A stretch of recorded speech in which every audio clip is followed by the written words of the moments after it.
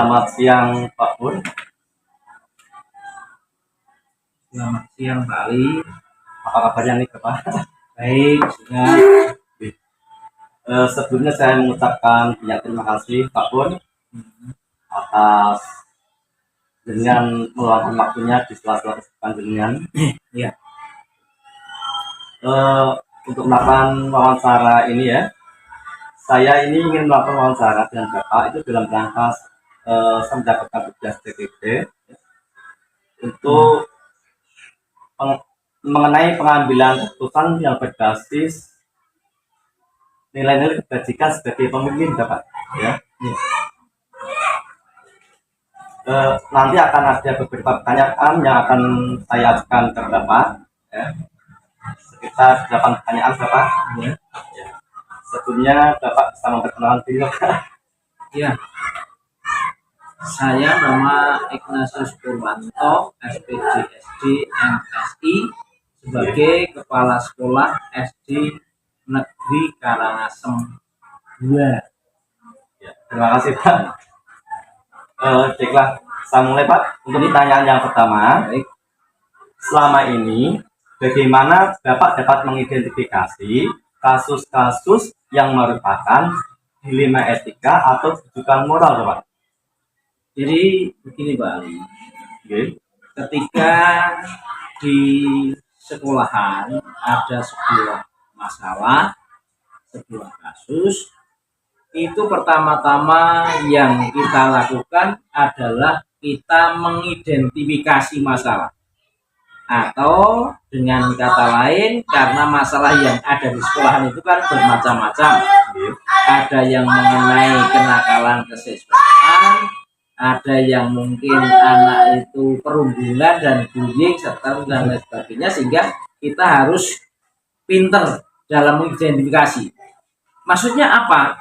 Supaya kita dalam menyelesaikan masalah ini bisa tepat sasaran sesuai dengan permasalahan yang ada. Jadi kita tidak harus tergesa-gesa, tetapi kita harus mengidentifikasi dulu permasalahannya supaya tidak salah dalam membuat sebuah keputusan. Kemudian setelah itu juga kita langsung bisa mencari penyelesaiannya. Gitu. Kalau bisa diselesaikan dengan secara musyawarah, secara kekeluargaan, tanpa harus sampai ke ranah hukum. Iya Pak. Ya. Untuk pertanyaan selanjutnya Bapak, selama ini bagaimana Bapak itu menjalankan pengambilan keputusan di sekolahan Bapak? Ya. Pertama untuk kasus-kasus gitu, di mana kasus itu ada dua kepentingan Pak, yang sama-sama benar atau sama-sama mengandung nilai kebajikan Pak. Nah, ini adalah sebuah situasi yang sangat-sangat membutuhkan sebuah keputusan yang tepat. Karena apa? Jika kepentingan sama-sama benar, maka saya akan melihat apakah nilai kebenaran itu hanya berpihak kepada seseorang atau nilai kebenaran itu berpihak ke keseluruhan. Nah, maka kalau misalnya hanya berpihak ke individu, bukan berpihak ke banyak orang, misalnya di sekolah, apakah untuk kepentingan individu siswa atau untuk kepentingan warga sekolah semuanya, sehingga kemudian memiliki dampak bagaimana baiknya di jangka panjang ataupun untuk masa depan sekolah, sehingga kita benar-benar membutuhkan sebuah pemikiran untuk memutuskan keputusan ini benar-benar berpihak ke semua warga sekolah. Oke Bapak ya, sangat jelas sekali keputusan Bapak ini. Terus untuk selanjutnya Bapak, bagaimana langkah-langkah Bapak atau prosedur Bapak ini seperti apa yang biasa Bapak lakukan selama ini untuk mengambil tadi keputusan itu tadi? Jadi kalau ada sebuah permasalahan di sekolah ini, ya, yang terlibat dalam sebuah permasalahan, mestinya saya harus mendengarkan tidak hanya dari satu pihak, tetapi dari berbagai pihak dan juga dari pengurus komite, ya. Sehingga apa? Misalnya saya sudah mendengarkan dari berbagai pihak, itu maka saya akan bisa menentukan sebuah keputusan yang benar-benar demi keadilan dan kebenaran atas pendapat dari orang-orang yang saya mintai pendapat itu. Sehingga di sekolah saya tentu akan bertanya dengan siswa yang melihat ketika terjadi sebuah permasalahan misalnya, kemudian juga bertanya kepada rekan-rekan guru bagaimana rekan guru itu bertanggung jawab di masing-masing kelas, itu masing-masing kelas yang bersangkutan, supaya saya bisa mendengar kejelasan permasalahan itu, baru saya akan membuat sebuah keputusan yang saya harapkan keputusan itu benar-benar keputusan yang adil demi kebenaran. Oh iya Pak. Lanjut Bapak, di pertanyaan keempat. Ya. Hal-hal apa saja Bapak yang selama ini Bapak anggap sangat efektif dalam pengambilan keputusan pada kasus-kasus dilema etika tersebut Bapak? Ini juga pertanyaan yang cukup dapat bisa membuat saya harus berpikir, sehingga setiap permasalahan pasti saya akan melihat dulu akar permasalahannya. Setelah akar permasalahan ketemu, saya akan berdiskusi kepada pihak-pihak yang terkait, kemudian juga berdiskusi dengan orang lain untuk selanjutnya saya bisa berpikir secara objektif. Nah, objektivitas ini sangat diperlukan untuk saya membuat sebuah keputusan. Gitu ya. Jadi berarti sangat terbuka Pak ya. Bisa. Jadi kami berupaya dalam penyelesaian masalah ini melibatkan banyak pihak, sehingga keputusan yang nanti dibuat itu akan benar-benar keputusan yang sangat-sangat asli. Jadi tidak memegang salah satu pihak. Betul. Selanjutnya Bapak, hal-hal apa saja yang selama ini Bapak itu merupakan sebuah tantangan Pak dalam pengambilan keputusan pada kasus-kasus dilema etika itu sendiri Bapak? Ya. Tantangannya itu seperti apa Pak? Jadi memang sebuah keputusan yang menyangkut banyak pihak pasti tidak akan membuat semua merasa puas. Yeah. Karena apa? Yang namanya dilema etika itu kalau disangkut pautkan dengan kedinasan, akhirnya kita akan mengalami sebuah dilema. Bagaimana seorang pimpinan dapat memutuskan sebuah keputusan yang benar-benar adil, tidak hanya berpihak kepada individu, tetapi bisa berpihak semuanya. Itu. Bagaimana saya lakukan? Itu tentu saja tidak akan membuat semua pihak itu selalu puas dengan keputusan yang saya ambil. Karena apa? Pasti ada yang tidak suka. Nah, itu pasti. Tapi kita jangan sampai kalah dengan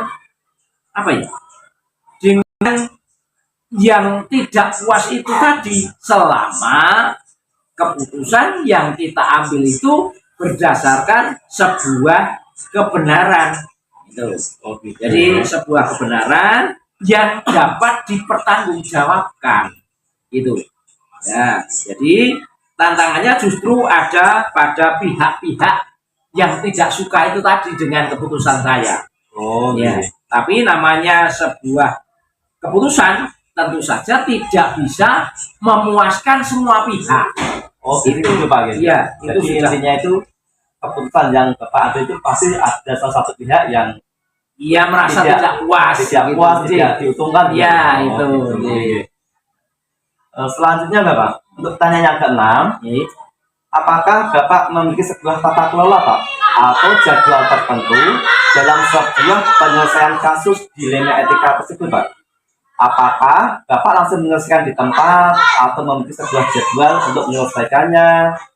Bentuk atau prosedurnya itu seperti apa Pak yang jenengan jalankan Pak selama ini? Jadi kalau penjenengan tanya masalah jadwal, tentu kami tidak punya jadwal. Oh, Oke. Tetapi manakala ada kasus, kalau kasusnya kecil, yang mana kasus tersebut harus bisa selesaikan, ya kan saya selesaikan pada hari itu juga.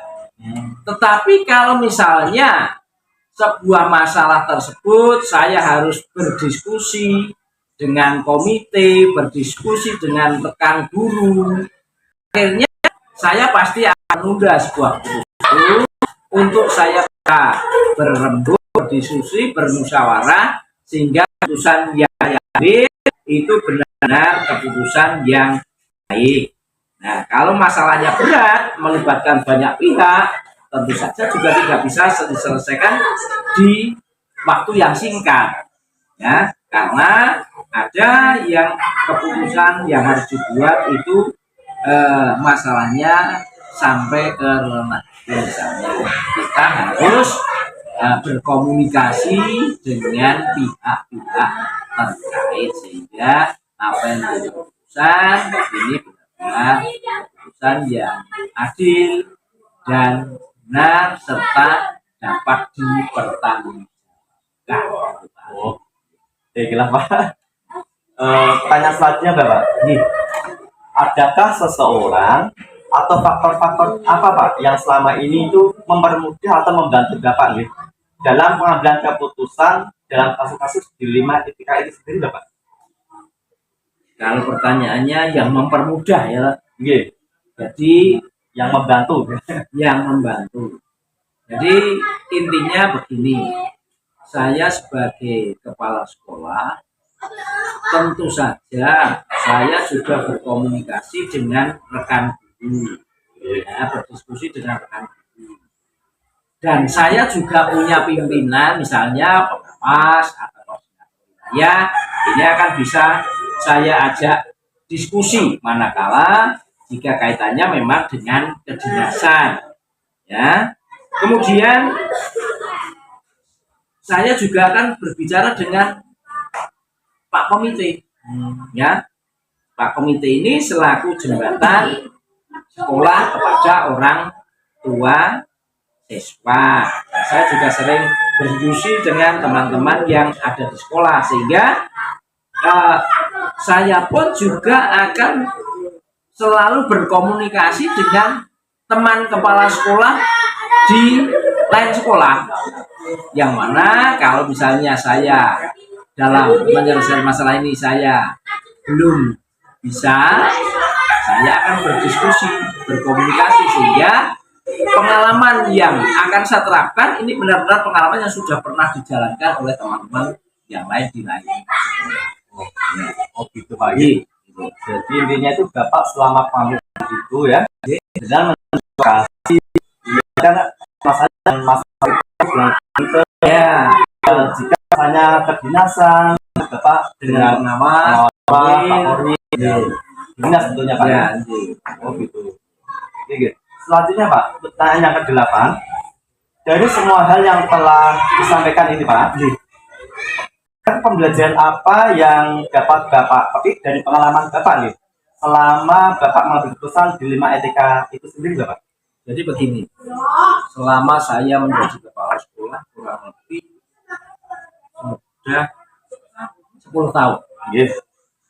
Itu pengalaman harus saya petik bahwa jika ada sebuah permasalahan, kita harus berhati-hati.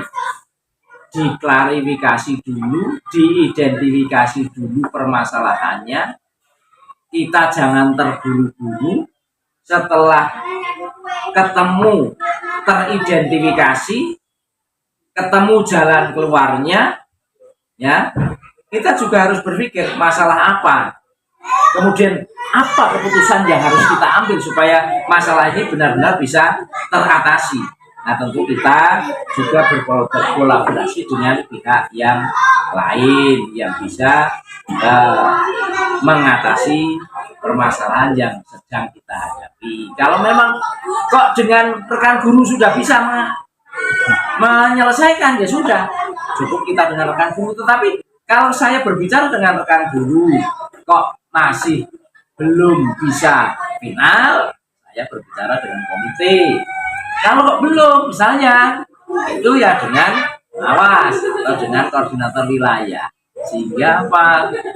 Pengalaman yang kita petik, kita jangan sampai dalam menyelesaikan sebuah masalah itu tidak berkomunikasi dengan pihak-pihak yang lain. Sehingga komunikasi, diskusi, musyawarah dengan pihak yang lain itu akan membantu kita di dalam membuat sebuah keputusan yang benar-benar adil demi kebenaran dan dapat dipertanggungjawabkan.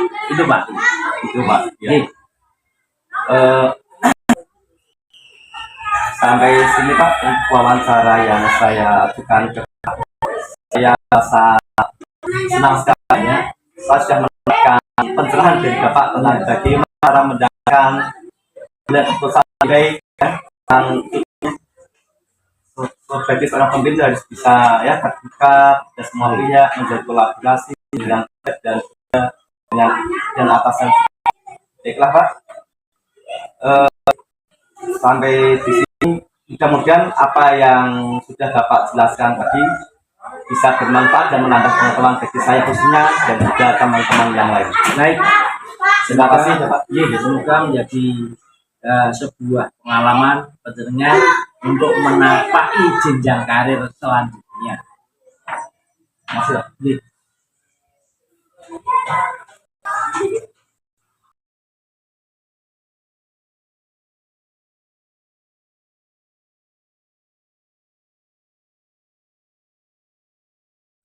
Assalamualaikum Ibu.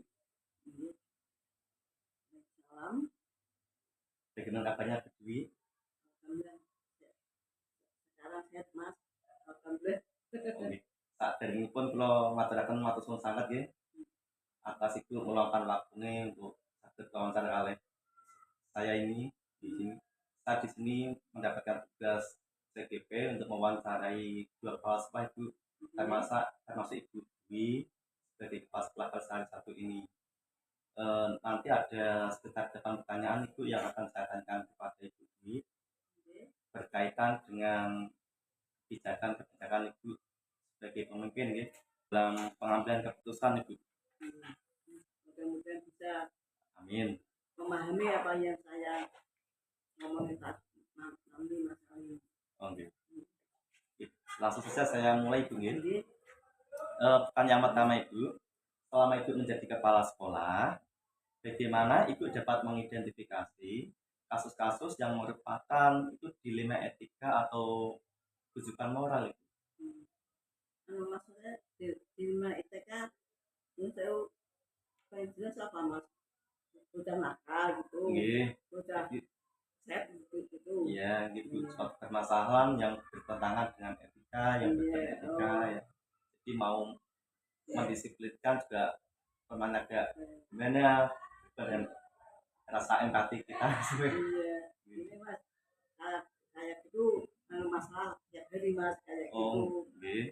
Nah, saya orang tua tak suruh mama ngaji dulu. Kita beri pengarahan sebelum naikkan kelas Mas. Iya, Sekarang ini anak-anak sekarang kurikulumnya memakai Mas. Kita tidak boleh Ibu, makasih Bu. Terus pertanyaan kedua Ibu, selama ini bagaimana Ibu itu menjalankan pengambilan keputusan di sekolahan Ibu terutama untuk kasus-kasus di mana ada dua kepentingan yang sama-sama benar atau sama-sama mengandung nilai kebajikan Ibu. Bagaimana cara mengambil keputusan itu, caranya Ibu dari permasalahan tadi itu? Maksudnya Iya. tadi mas, Iya. yang saya jadi tadi Iya. ini mas, yang saya dari Iya. tadi guru kelas sama wali murid saya beritahu Oh, anaknya gitu. sebelum kenaikan kelas. Oh, gitu. Terus langkah-langkah atau prosedur seperti apa Ibu yang biasanya Ibu lakukan selama ini, Bu? Langkah-langkah yang kayak tadi, memanggil wali kelas Iya. sama anaknya. wali guru kelas Iya. sama anaknya, Iya, sama siswanya. guru kelasnya Iya. sama guru kelas saya undang pakai surat. Semoga surat juga. Gitu. Memakai surat dari mengonsultasikan anaknya. Oh gitu. Oke. Terus lanjut malah Bu. Hal-hal apa saja yang selama ini Ibu anggap efektif dalam pengambilan keputusan pada kasus-kasus dilema etika Ibu? Seperti tadi. Yang paling efektif tuh menurut Ibu tadi memanggil wali kelas gitu sama anaknya gitu. Itu ya. Jadi kalau Orang tua murid nggak tahu Iya. kalau anaknya gitu kan, dia kan sampai ke rumah kan anaknya dipelajari mas, dididik mas, oh gitu. diarahkan mas, tapi jangan anak yang kita yang menghadapi anak itu Iya. kita tidak boleh marah mas. Oh, jadi harus sabar Bu ya. Iya, Tenang. orang murid, orang tua kita menasihati jangan marah anaknya. Oh, Kalau gitu. marah tambah nakal. Oh tambah iya. nakal. Terima kasih Bu. Iya. Terus selanjutnya Ibu, hal-hal apa saja yang selama ini merupakan tantangannya Bu? Tantangan dalam pengambilan keputusan pada kasus-kasus dilema etika Ibu. Ya kan dalam mengambil keputusan itu tantangannya bagaimana Bu? Kendalanya. Kalau saya mas ya, Gitu. orang anak itu yang nakal apa yang saat itu kan kita Iya. beri nasihat itu mas. Gitu. Orang wali kelasnya sama wali muridnya. Gitu. Kalau sudah melaksanakan kayak gitu, dibantu berapa bulan, akhirnya sampai naik. Iya. Kenaikan kan kurikulum Merdeka. merdeka kan tidak boleh kayak menunggakkan anaknya mas. Oh gitu. Harus Bu. Kalau kita sudah mau melaksanakan kayak gitu, kita pantau setelah 2 tahun, Iya. ayah Ini waktunya. begini mas. Oh gitu. Oh ngotot nggih untuk biar anak itu biar Iya. lebih giat lagi ngoten Kita nggih. kita nasihatkan orang tuanya kita Oh, sudah tahu. Gitu. Terus Iya, harus malah Bu selanjutnya pertanyaan ke-6 Bu nggih. iya. Apakah Ibu itu memiliki sebuah tata kelola Ibu atau jadwal tertentu dalam sebuah penyelesaian kasus dilema etika? Apakah Ibu langsung menyelesaikan di tempat atau memiliki sebuah jadwal untuk menyelesaikannya? Bentuk atau prosedur seperti apa yang Ibu jalankan? Kira-kira Ibu punya jadwal nggak untuk kalau ada masalah itu apa langsung diselesaikan di tempat? Tidak, Enggak. tapi jangka waktu dulu. Oh gitu. Nggih.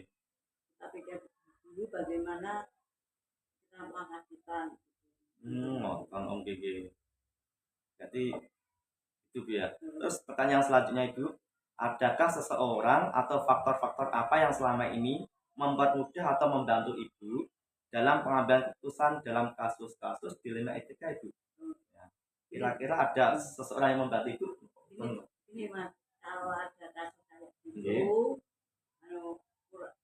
guru-guru saya kumpulkan mas, Oh ngoten nggih. tidak ngomong-ngomong, Nggih. santai-santai, Nggih. kita tidak dapat mas. Oh ngoten. Untuk saya mengetahui apa mas, yang kira-kira guru menganggap itu sama dengan pikiran saya, baru saya takut.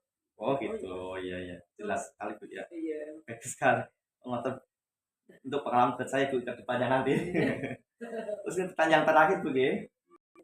Dari hal yang telah disampaikan Ibu, kira-kira pembelajaran apa yang dapat petik dari pengalaman Ibu mengambil keputusan dilema etika Bu? Kira-kira ini pengalaman itu apa yang dapat diambil Bu dari pengambilan keputusan itu? Itu mas. Iya. Saya gitu. tadi kasus Iya. yang ke depan tadi saya utarakan, Iya. saya ceritakan Iya. tadi. Nah, Oh gitu ya. yang terjelek kalau orang tuanya anak itu dinaikkan tapi disuruh keluar dari sini, Bang. Oh iya. Biar anak itu jelek Ya juga. biar evaluasi diri Bu, ya. Iya. Bisa ya bisa tahu sendiri kalau ngoten. Iya Bu. Terima kasih Bu. Ini untuk wawancara saya dan Ibu sudah saya tanyakan ke Ibu semua. Iya. Dan saya juga merasa senang atas jawaban Ibu yang telah Ibu berikan tadi ya. Nggih. Enggak. Sudah bagi saya sudah sangat bagus sekali Bu, sudah jelas.